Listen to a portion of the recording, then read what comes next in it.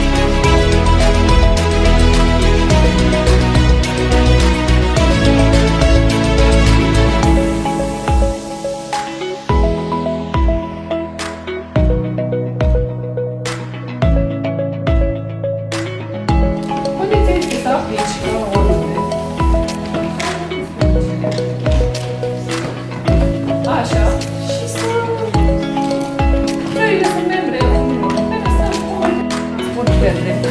În primul rând că nu emite gaze cu efect de seră. Cel mai face special și provocator este totuși chiar că este un transport verde. El consumă energie.